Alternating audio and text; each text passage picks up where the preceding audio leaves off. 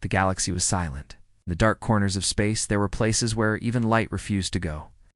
One such place was Sector 9X. It's a dead zone where nothing had existed for millions of years. Captain Varric stood on the bridge of the alien research ship, the Seeker. He was tall, thin, and cold-blooded, a proud member of the Zorthan race, known for logic and science. Around him, the crew worked quietly. They had come here to study ancient space signals, but what they found was not science. It was fear. "Captain," said Ensign Trila, her green eyes wide, "we picked up a signal. It's in an old human language." Varric raised an eye ridge. "Impossible. This galaxy was destroyed before the humans even evolved." Trila shook her head and played the recording. A voice spoke deep, slow, and human. "We are not what you think. If you found this, it's already too late." The crew fell silent. "Where did this come from?" Varric asked. "The signal is bouncing from a satellite. It's just floating. No power source. It's still transmitting." Varric stared at the monitor. A small, rusted object drifted through the void. It had the old Earth markings. NASA, Earth Outpost Eco 7. "But this satellite is over 1 million years old," whispered Lieutenant Brock, "and it's still active?" Suddenly, a scream echoed through the ship. It came from the lower deck. They ran to the source and found Technician Elor curled on the floor, shaking. "I heard it," he gasped, the voice. "It spoke to me directly. It's inside. The signal," it said. "It said Earth never died. It changed." "No one else heard it?" Varric asked. The others shook their heads. "Just static. Just noise." Varric ordered the signal be decoded completely. "We are scientists," he said. "We don't fear voices." But something was wrong. Hours passed. The crew worked in silence. The satellite message was finally decoded. But what they saw made even the bravest of them step back. The satellite had coordinates, star system that didn't exist on their maps. When entered into the ship's AI, the system came to life. Old, forgotten, but clearly labeled origin point, Earth, year, unknown. And below that, one final message: "We remember what you did. We remember everything." Varric felt a chill. "Is a threat?" said Brock. "But from who? Humanity went extinct over 100,000 years ago." Trilla's voice trembled. "What if that's not true?" Varric stared out the window at the blackness. "No stars here. It's no planets. It's just the cold." "We go to these coordinates," he ordered. "If Earth is truly gone, we prove it. If this is a trap, then we must know what kind." The ship changed. Of course, as they entered hyperspace, something strange happened.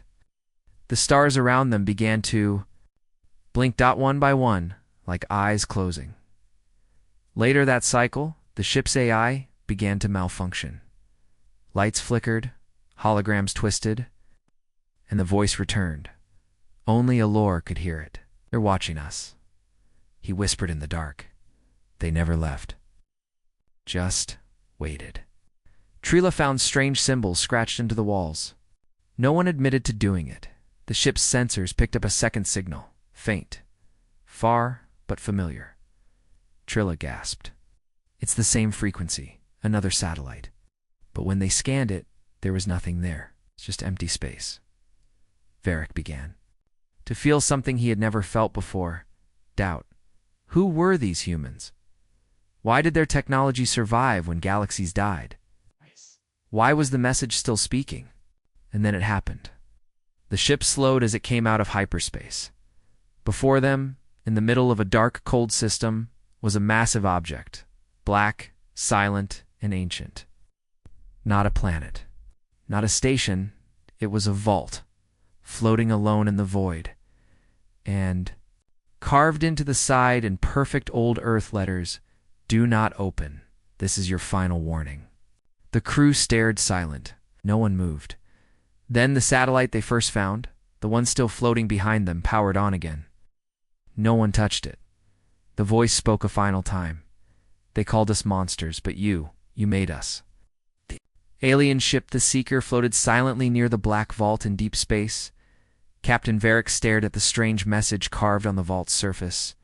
"Do not open. This is your final warning." But the crew didn't listen. Zorthons were illogical.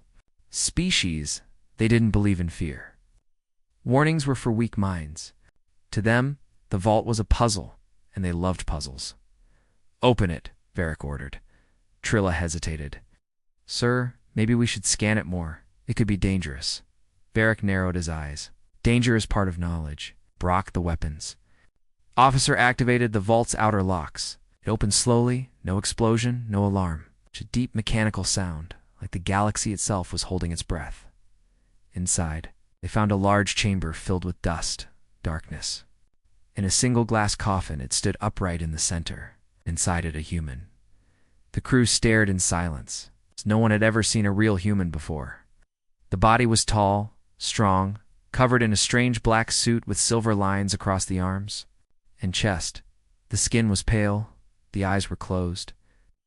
The face looked calm but hard. "He looks alive," whispered Trilla. "That's not possible," Brock said. "Humans went extinct 100,000 years ago." Elor, still nervous from hearing the strange voice earlier, stepped back. "What if this is a trap?" Before anyone could reply, the human's eyes opened. They glowed with a soft blue light. The crew jumped. The glass slid open with a hiss. The human took one breath and stepped out. Everyone pointed their weapons. The human raised his hand slowly. "You shouldn't have come here," he said. His voice was calm. To calm, Varric stepped forward. "Identify yourself." "Are you human?" The man nodded. "My name is Commander Rains." "Project Leviathan." "What is Project Leviathan?" Brock asked. Rains looked around the vault. "It doesn't matter now. You opened the door. The silence is broken." Trilla tilted her head. "Are you the only one left?" Rains smiled. But there was no warmth. "I was not left behind. I was locked away for your safety." Varric frowned. "Explain." Rains walked slowly across the vault, his hand brushing. "Against the cold wall. You aliens," he said. "You thought humans were dead. You celebrated. But you never asked how we disappeared." He turned to face them. "We didn't die. We changed. We chose to sleep. Because war had made us into monsters." The lights in the vault flickered. Suddenly, the crew's translator systems glitched. Rains kept speaking, but the ship could no longer translate his words. Only Elor could understand him. Not through the translator, but directly in his mind. "He's speaking," Elor whispered, trembling. "What is he saying?" Varric asked. Elor looked up, eyes wide with fear. He said, "We are the reason humans became what they are. That long ago, the Council attacked Earth, that you wiped out their sun, and in return, they built something dark." Rains reached a panel in the wall and placed his hand on it. A hologram came to life. The crew saw images: burning skies, alien fleets falling, machines with human minds tearing stars apart. Then the final image appeared, a group of humans inside a chamber, uploading their minds into black cubes. "Project Leviathan," Rain said aloud again. "Soldiers who live forever, warriors without mercy." "I was just the first." Brock raised his weapon. "This is a threat." Rains didn't move. "No, this is your second warning." Suddenly, alarms blared on the Seeker. Something had entered the system, fast, invisible to sensors. Trilla ran to the console. "Captain, there's something following us. It's not a ship." "What?" "It's like a shadow." Rains looked up. "They heard the signal." He said, "They know I'm awake." Varric shouted, "What's coming?" Rains simply said, "The rest of us." And then he vanished, right in front of their eyes, like he was never there. Back on the ship, systems began to fail. Doors locked on their own. Lights flickered, and in the darkness of the control room, the crew heard one final message. Through the ship's speakers, "You opened the vault. Now you will remember what you tried to erase." The Seeker trembled as it sped away from the black vault. Captain Varric's heart pounded not from fear, but from the weight of what they had seen. An ancient human soldier waking from cold sleep, and then vanishing without a trace. plot. "A course to the next signal," Varric ordered. "Follow what Rain showed us." Ensign Trila tapped the screen. "There is a hidden system here. Coordinates point to a gas giant's moon cave world, no atmosphere." "We go," Varric said. They arrived at the barren moon within hours. Its sky was dark gray, the landscape pocked with collapsed craters. No life, just cold rocks. A single beacon floated above the surface, a small shuttle pod left drifting in orbit. Brock scanned it. Human design, old, but still powered. It has a landing routine. They boarded the pod. Inside, the air was stale. The seats were molded to human shapes. Trilla pressed a panel. The pod extended a landing leg and dropped to the moon.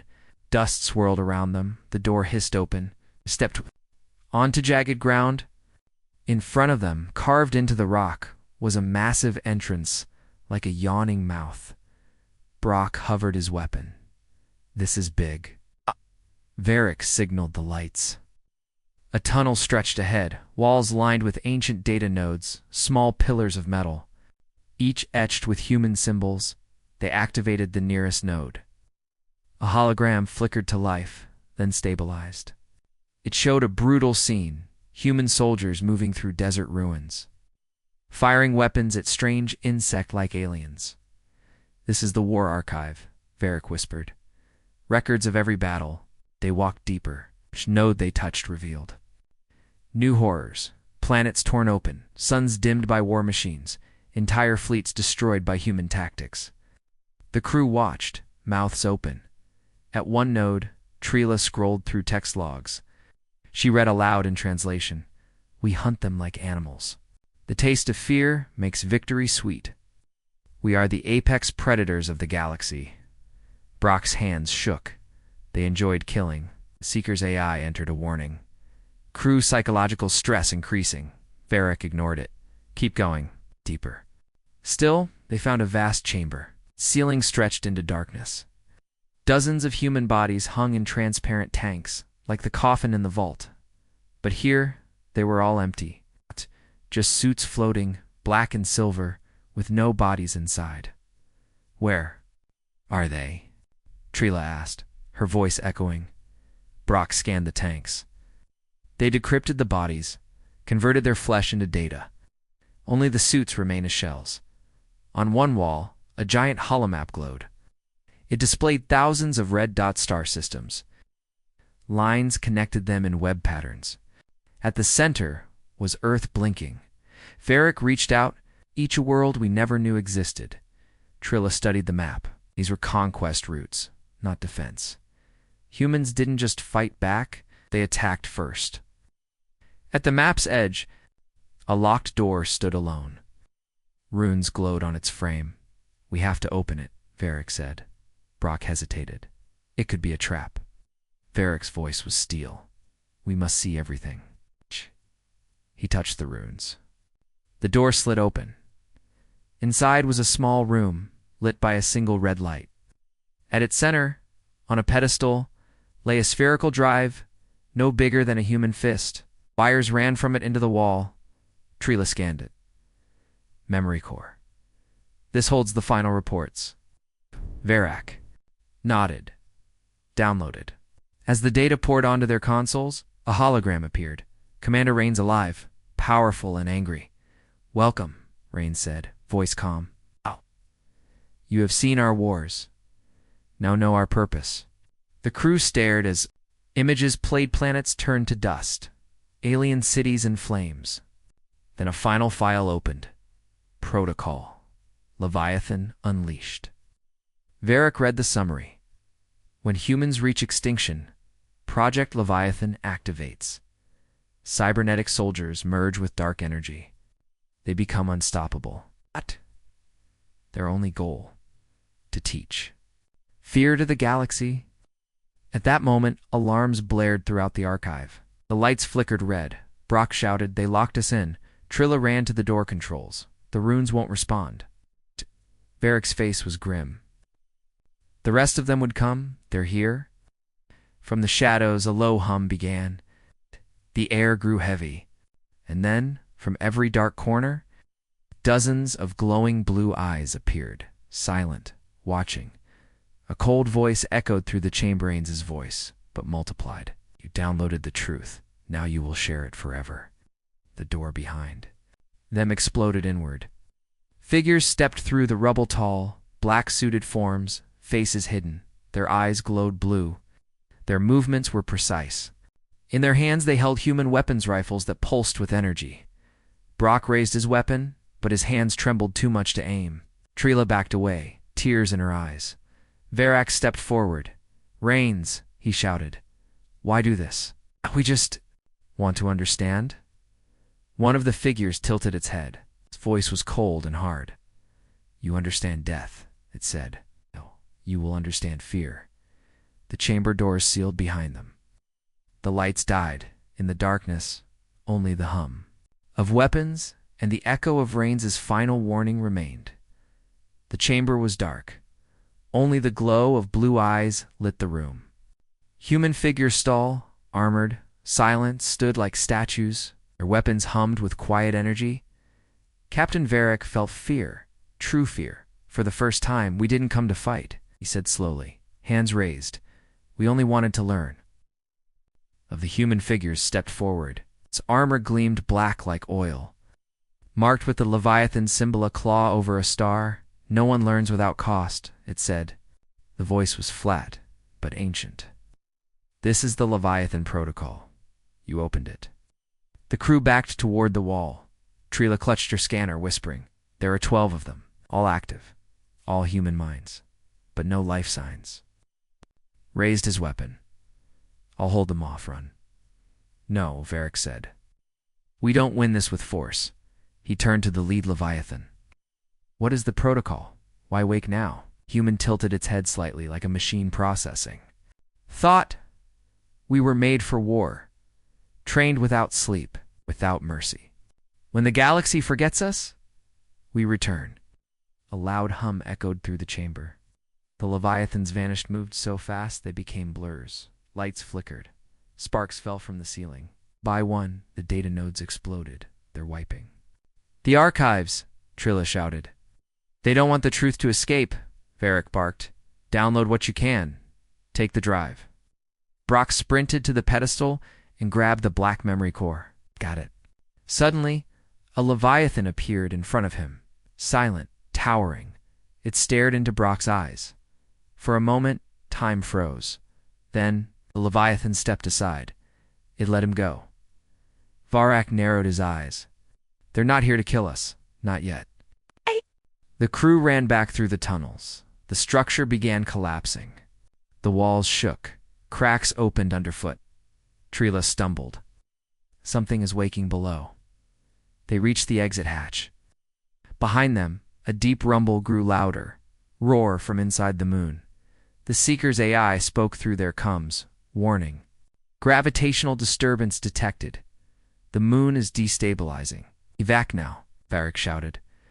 Back on the Seeker, the engines roared to life. The moon split behind them, giant pieces tearing apart in space. Fire burst from deep underground from the wreckage. One Leviathan floated upward. Its armor burned but still whole. It stared at the ship as they escaped.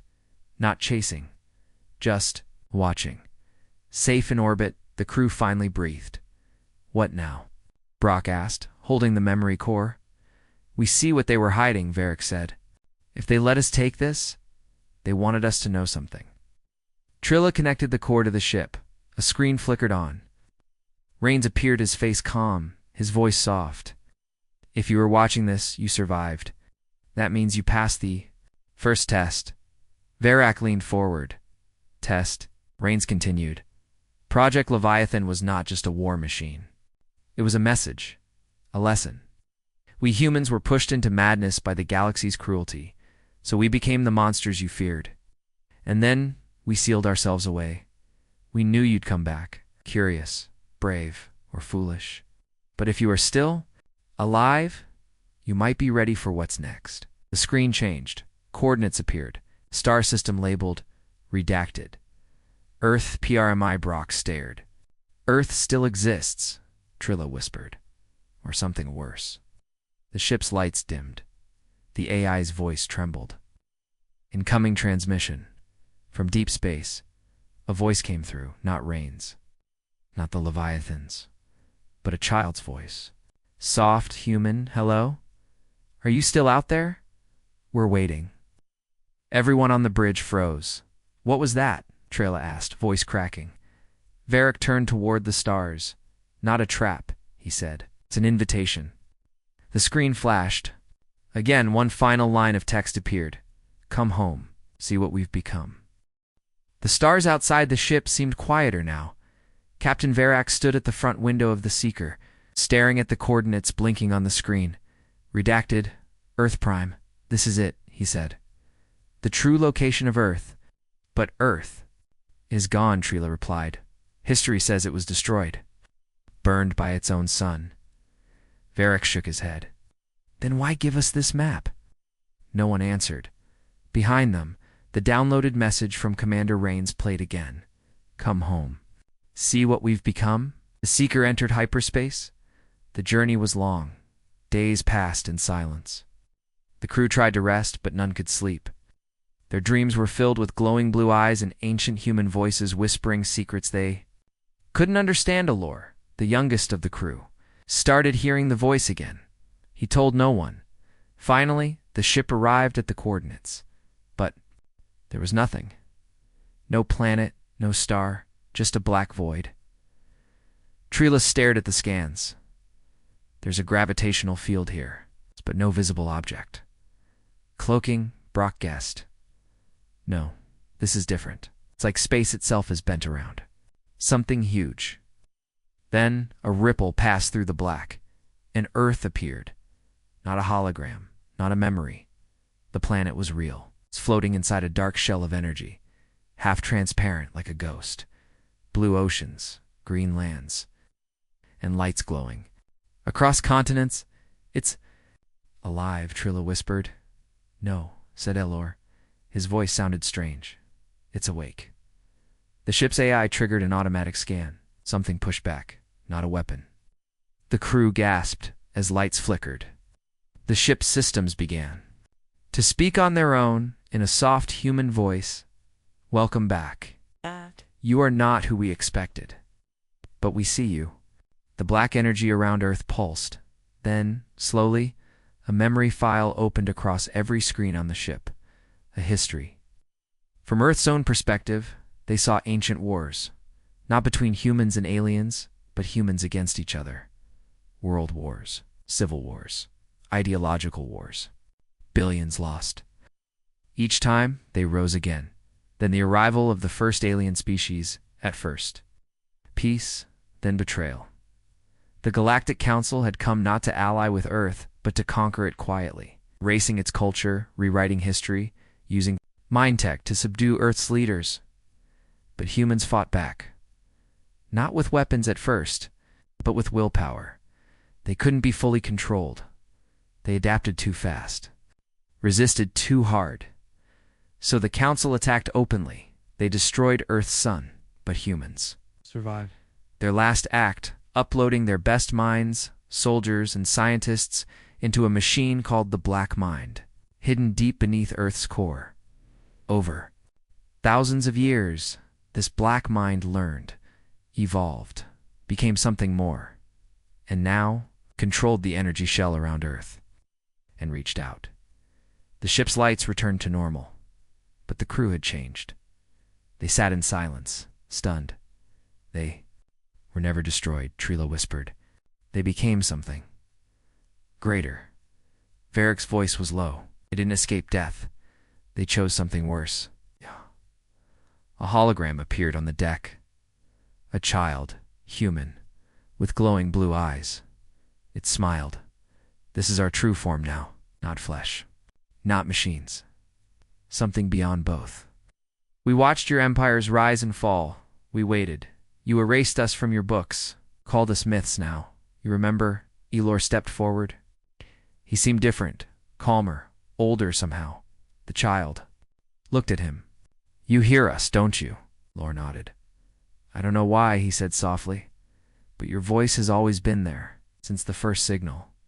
The child smiled again. Then you are the key. Varric stepped forward. What do you want from us? The child's face turned cold. We want nothing. We warned you. We showed you. Now, we decide. Suddenly, Earth pulsed with light. A wave of energy spread through space. It's not a weapon. It's a message. Galaxies away, machines activated. Old human satellites thought to be space junk woke up across. Alien worlds, old ruins opened, and the same voice whispered in billions of minds, "We remember." Trilla checked the sensors. "Captain, Earth is transmitting something." "To who?" Varric asked. "To everyone," she said. "Every race, every system." Brock looked uneasy. "What are they saying?" Elor turned. He wasn't smiling there. "Saying the age of silence is over." The message from Earth spread like a storm. Every known system, every species, every ruler in the galaxy heard it. A single phrase repeated in their minds, "We remember."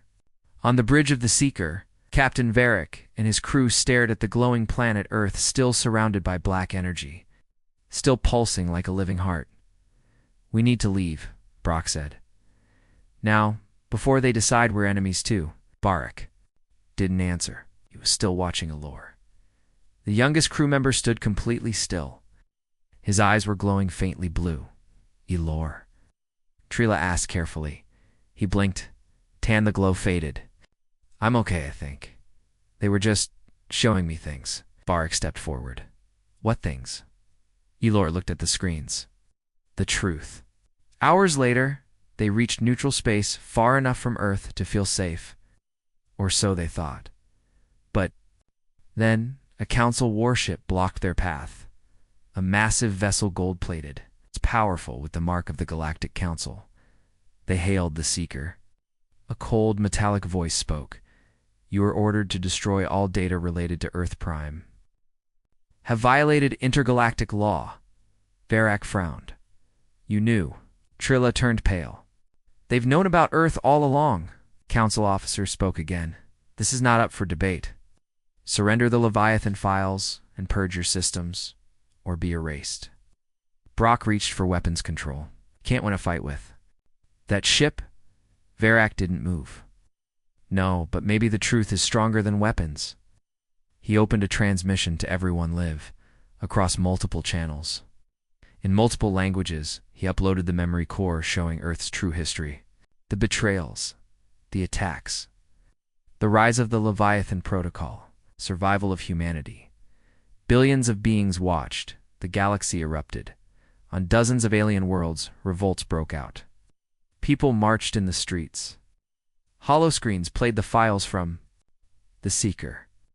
Secret truths that had been buried for thousands of years now floated freely in the stars. And the same question echoed, why did the Council lie? On a distant Council planet, leaders gathered in panic. "They were supposed to be extinct," shouted one. "They were hidden, not gone," said another. "You knew they uploaded themselves." Had to. "If the galaxy knew what humans became what we did to them, it would have destroyed everything." It's too late. News had already spread. Back on the Seeker, Trilla looked at Elor. "What happens now?" Elor closed his eyes. "They're not angry. Not yet, but they're watching. They're waiting to see what we do next." Varric nodded slowly. "They gave us a chance to understand, to fix what was broken, but the Council." Brock said.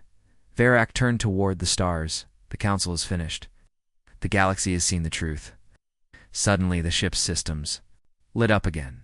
A new signal appeared, this time not from Earth, but from dozens of planets across the galaxy, all from old human tech, all activating together. The ship AI struggled to keep up. Unknown codes detected. Old Terran encryption. Source. Everywhere. Then a message appeared. Humanity is not returning. We never left. On alien planets, machines buried in ruins came to life. Old libraries unlocked, hidden files forgotten. Satellites aligned in the skies. The human black mind had left pieces of itself. Everywhere waiting for the truth to be revealed now. The pieces were waking up, and people were listening later. Verac received a private message. It was from an unknown. Source no name, just one question. You saw Earth. You know the truth. Will you protect it or repeat history? Verac stared at it for a long time. Then he typed his answer. We will not make the same mistake twice. On Earth, deep within the black shell, the Leviathans stood in a great chamber. Their leader-commander. Rains watched the stars from a high platform. A voice spoke from the shadows behind him. They know now. Rains nodded. Yes, and the council is falling. Should we intervene? Rains looked up. His eyes glowed brighter than ever. No, let them choose. This time the galaxy decides its own fate. And in the silence of space, Earth pulsed again like the slow, steady beat of something ancient. Something alive, something human. The galaxy was burning not with fire, but with truth. Every species, every system, every citizen now knew. Humanity never died. It evolved. It waited. The files from the Seeker had gone viral, translated, reposted, replayed on giant city walls and deep space satellites. Entire worlds learned that the Galactic Council had hidden the truth for thousands of years. And now they were angry. On the Council capital world of Veltar, riots broke out. Citizens stormed data centers, demanding answers. One young alien shouted, "On a live feed, you told us they were gone, that Earth was destroyed, but they were alive all along? You lead?" Council guards tried to silence the crowd, but too many had already seen the truth. In the skies above Veltar, massive screens showed Earth's last message. We are not returning. We never left. Back on the Seeker, Captain Varric watched the chaos unfold on multiple screens. This is bigger than us now, Trilla said. Varric nodded. The Council's time is over, but something else is rising in its place. Brock, staring at a map of the galaxy, zoomed in on key worlds. Look, he said. Strange activity. Old human tech is activating on dozens of planets places the Council conquered centuries ago. Not military bases? Trilla asked. Brock shook his head. No, seeds, messages, weapons hidden inside machines. People are finding them, using them. On the mining world of Kovor 6, a group of rebels found an old crate buried under their city. Inside was a weapon symbol, black, beautiful. It connected directly to the mind. When the rebel leader touched it, she saw images, memories. Not her own. Human wars, human pain, human fire. She raised the weapon, and her voice changed. This is not your world anymore. It's ours now. Everywhere, similar things were happening. A former slave colony overthrew their masters using old human drone swarms. A hidden AI on a forgotten moon awakened and began transmitting Earth's war code. Children in distant systems began to draw strange symbols in the dirt. Symbols no one had taught them. The black mind was remembering, and it was waking up the galaxy. Back on the Seeker, Lore stood alone in the observation deck. His eyes glowed faintly now more each day. Trilla approached carefully. Are you? Still. You. He turned, and for a moment, his voice wasn't entirely his. They're not controlling me. They're speaking through me. Why you? She asked. Elor gave a small smile. Because I listened. Suddenly, an alert rang across the ship. The AI spoke in a trembling voice, warning, unknown vessel. Approaching. Human signature detected. The crew rushed to the bridge. Through the windows, they saw it black, silent, massive. A Leviathan ship. Sleek. No lights. No markings. But unmistakably human. Then it transmitted a message. To the crew of the Seeker, you gave the truth to the stars. Now, choose your side. The signal ended. No threat. No demand. Just a choice. What do they want from us? Brock asked. Elor responded first. They don't want anything. They want us to decide who we are. Varric stared at the ship. There. Not invading. They're watching. To see what we become. Across the galaxy, the old order collapsed. On one world, Council General tried to fire on a rebel city. but his fleet refused. "We won't fight them," said one captain. "They were human once, now they are more. We will not repeat the past." At the edge of known space, a council prison ship malfunctioned. Its systems were taken over by a whisper. Doors opened. Guards locked inside their own cells. A single phrase flashed on every screen. "Fear was your weapon. Now it is ours." On the Seeker, Varrock watched the galaxy burn and rebuild at the same time. Trilla said, "It's not war. It's a reset." Elor nodded. "They're not taking power. They're sharing fear so no one forgets again." Varrock looked at the Leviathan ship outside and he understood. Humanity wasn't punishing the galaxy. They were teaching it. The galaxy had changed. In just a few days, everything they believed collapsed. The council was no longer in power. Their ships had stopped flying. Their voice had gone silent. Across 1,000 worlds, people stood in streets and shadows, watching the skies, not in hope, not in fear, but in silence, waiting on the bridge of the Seeker. Captain Varrock sat alone. The crew was resting, scattered across the ship, too tired to speak. Only Elor was still awake. He stood near the window, watching the Leviathan ship that followed them everywhere now. It never attacked. It never spoke. It just watched. "They don't want revenge," Elor said quietly. "They want remembrance." Varrock looked up. "Remembrance of what?" Elor didn't blink. "Of who they were. Of what we made them become." Varrock frowned. "We didn't start the war." "No," Elor said, "but we finished it badly." Suddenly the ship's AI activated one last time. Incoming message from Earth. Al. It wasn't a voice this time. It was a feeling, a presence, a cold wind inside their minds. Then words soft, clear, unshakable. "This is not our galaxy anymore. It is yours. But you must carry the truth. We will not return to rule, but we will always be watching. 'Cause long ago when you looked at us, you saw monsters. But the truth is, you made us that way." And then they were gone. Just like that. No ships, no signals. The Leviathan vanished into the black Dorth, disappeared again, wrapped in its dark shell, hidden from the stars. No trace, only silence. Trilla entered the bridge. She looked around. "Is it over?" Varrock nodded slowly. "Yes, but not forgotten," Elor added. "They were never the monsters. Not really." Brock, standing at the back, finally spoke. His voice was heavy. "We were the monsters. We feared them. Because they were like us." In the weeks that followed, new governments formed. Old enemies made peace. Weapons were burned. Statues were raised, not of council leaders, not of kings or conquerors, but of a nameless human, wearing black armor, eyes glowing blue, and beneath it, one line carved in every language. "We remember so we don't repeat." On a quiet world far from the core, a child looked up at the night sky. She asked her father, "Will the humans come back?" He smiled softly. "No, my child. But aren't they angry?" He paused, then said, "No, they're something else now." She looked up at the stars again. "Then who will protect us if someone lies again?" The father looked down, his eyes full of memory, and whispered, "We will."